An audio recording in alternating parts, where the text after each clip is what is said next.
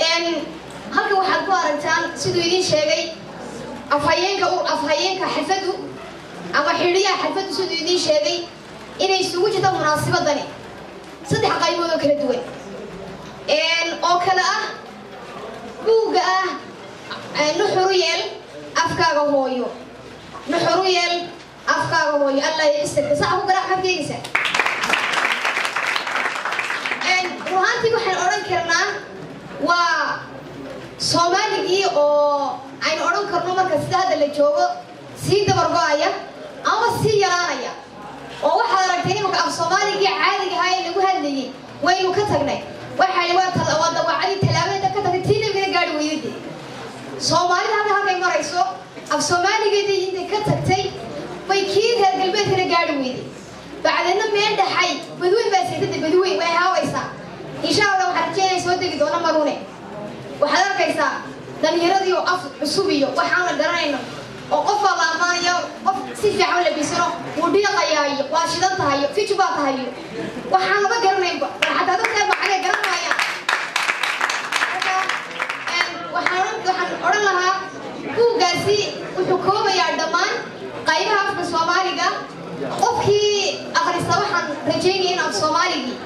xasuusan doono afkeena hooyo waa afkeeni hooyo waa wixii aynu ku soo ognay waa wixii waxaa la yidhi dadku waxay ku faanaan luqadahooda ba afkooda laakiin innaga way ka faanaa waxaan jeclahay dhammaan madaxda inay iyo maxay hayday iyo dhalinyarada inay buuggaas insha allah ayaa fici doono xalfadda waxaa kaloo aad aragsaan xil wareejinta guddoomiyihii hore xuseen yuusuf maxamed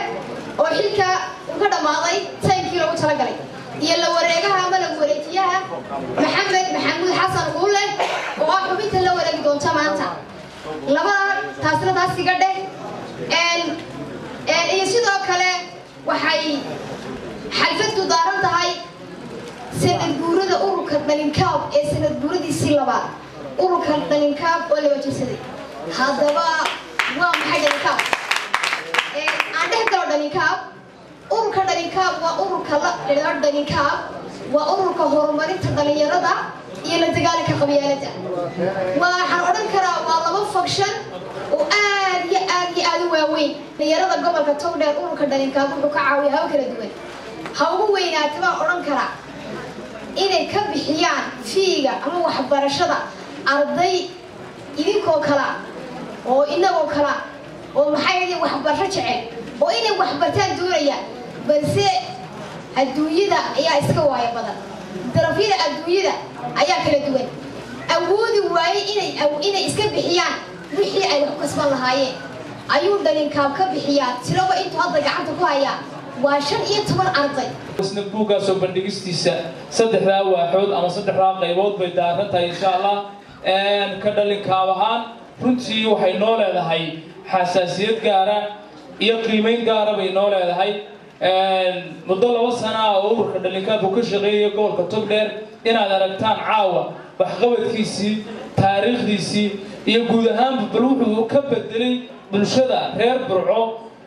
ee ay u shaqeeyaan ayaan insha Allah taala jeclay caawina nala wadaagtaan ka dhalinyaro ahaan iyo ka madax iyo mas'uuliyiin ahaan bay insha Allah taala idinkoo arki doona waxay indhihiina cajabiyaan arkina doona dhalinyaro runtii dalkooda iyo dadkooda iyo bulshadooda si tabarucaad volunteer ugu shaqeynaya uguna diyaar garoobay inay wax ugu qabtaan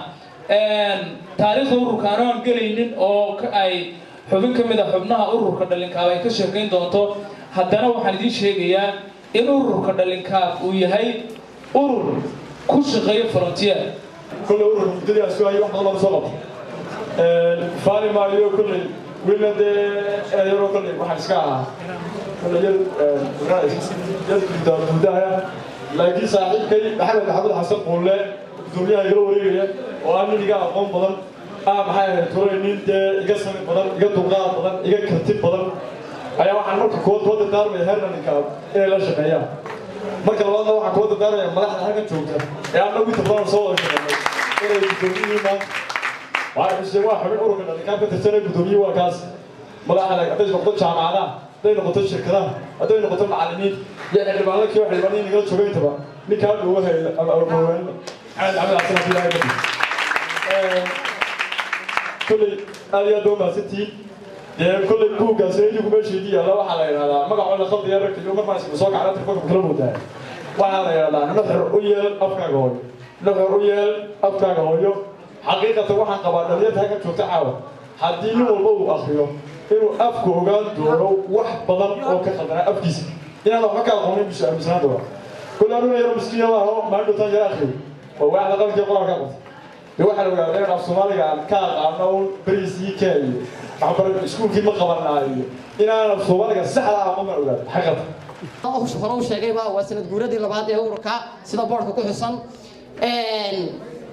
وقتكو كومي هاي ولا بس أنا ما كان لقاه بيكون تاعي لكن هذا أنا مركز عادي أكتم حاول كله هاي سنة واري ما برشلونة هو أريجي يوم حاول كارين توجو بالكتوب اللي كتشوفه كنتي محاول كله وين ولا قرنا هذا البطل ما بعنا إنك عم خاطي كوضع عاد بروحهم بليين يا محاول كله هاي نخيارتها لما قدومي يجون يسبتلي محاول كله هاي حسين يا محمد يجانا قدومي هو نوسقوتنا يا كدمنا وسود وين يا سودو waan leenahay gudoomiye hore waxaan farayaa inuu maxaan kale aan ka fadhiisan laakiin gudoomiyaha cusub uu la shaqeeyo oo halka ka sii wada shaqada gudoomiye oo ku hambalyeena waa ku sogooteena xasuus bay ku noqon doontaa ku gasho rikoorka ururka iyo bulshada oo soo shaqeysay waa maasantahay gudoomiyaha cusub isagana waa soo dhaweynaynaa inaan la shaqeyno oo kal furan u soo dhaweyno ayay fiican tahay aad iyo aad wanaagsan tahay qodobada ay ku taagay anigu kolley badi ma yahay waqtigu ay kaaban yahay ururada bulshadu waxay hayaan arrimaha bulshada ka shaqeeyaan arrimaha bulshadu waxay u baahan yihiin in la sameeyo taageero ururada hadday la sidigmaan hadday tahay dhalinkaan dhammaantood waxay u taageeraan arrimaha bulshada waxay u dooranay dawladda hoose waan ka xumahay dawladda hoose in xoogii maanta oo halka ka kacay laakiin waxaa jirta xildhibaanada golaha deegaanka laba xildhibaan baa bulshada la shaqeeya labada xildhibaan qabsada caaw oo sultana شعبنا وقراء حلبا وإلى جوجا حلبان سعيد أحمد راجع وحلبان قرن وغاتي نوتا يو حلبان عبد الله كي والله وذا حلبان القرى البشرة من يوم اللي شعبنا وقراء أنت ما كان كلمة دولة هوسي وحلبان لا أصلا كسوعي يجا إسكا سوعي دليل شقيان حلبان لكم عاوي ولا بس أنا وقتها حقايقي دولة هوسي قبلك wuxuu awoodi kari waa in waqti nala qaato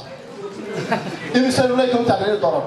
imisaan codeeyay waa ayaa darar anu waxaan ka wakiilay gudoomiyaha xisbigoodina maanta cod qaatay wuu la dhamaysan lahaa hadduu dawcaa oo fadhiyo waajibay uu iska qabayso runtii waxaan baleenaynaa ururkan dhalinyaradu ay ku badan yihiin runtii aad iyo aad baan u hambaleynaynaa waxaan leenahay runtii wax wacan baa qabateen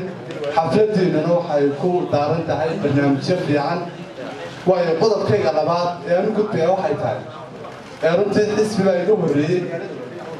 xisbiga kulmiye wiil dhalinyaro oo ka socday baan filaya iga horreeyey oo buug ballan qaaday faysal uu naga maqan yahay faysal adwaraabe uu naga maqan yahay xisbiga midna waa ogtihiin oo dhaqaalihiisa aad buu hooseeyaa waayo labada faysal uu sheegay waxay ahayd markuu ololaha ku jiray waa laga qoro badan yahay buuli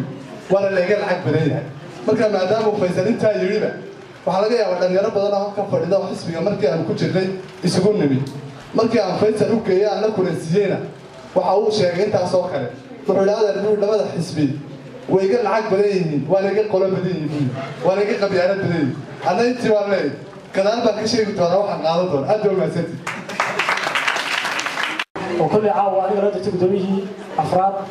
وكل مدة أفرس لبا سنة أنا قدر قدميه أفراد صباحا كل عاو وحنا هاي المدرسة اللي بحياة بدن أنا بروح بدن لما يرفع بدن شوكتو كل ما يرفع بدن الدود قبل كي يتقبل بتشوفين كل وحنا هاي وقت يوم بعد هذا وقت كذا كذا كذا كذا وحنا تشينيا أنا كل اللي هذا صاحب سوق السي حكومة ده كسي ولا هذه هاي كذا marka kale waxaan leeyahay caawa أنا واحد ما هنقيا دمان با مرشفت قروح بدن وقت جافر ده النبي حبلبا كل ده ما كان واحد تقطي واحد عالي لما عليه أنت هذا أو هالريو كل أبوكر أو كم إذا حسب جوتني waxaan leeyahay dhiirigelinta dhallinyarada dirgalisaan waa ku mahadsantii dhammaantiinba xisbiyada iyo sidoo kale madaxa dowladda iyo sidoo kale dhallinyarada ururada ee buuta qaatay caawa iyagana waxaan leeyahay كل اللي جبتها اللي جبت هذا وما استلمتي بقى ما كل يوم عاوم هذا أيضا هاي وتاجن هاي وحنا رجينا ده قاعد يقول ما هدي أنا ما تقبتين إذا نقول كل اللي مثل شقيق دمام بقى قربنا البشرة هذا هاي وما نقولك هي ورنا أربعة بشرة سكر كان كل واحد لا يهانو عاوة وحنا بلغ هذا يهدي هاي كده إن هكذا وركوب ما تكسي والله هدي هاي كده سلوا كلام قرسيو ما كسي في عهد هاي كده وده كشو بس سكت كل واحد لا يهاي بحث كونه وي بيعرف شو كونه يا لما أنتي بمرشح تقارير عاوة كده هذا بس مسألة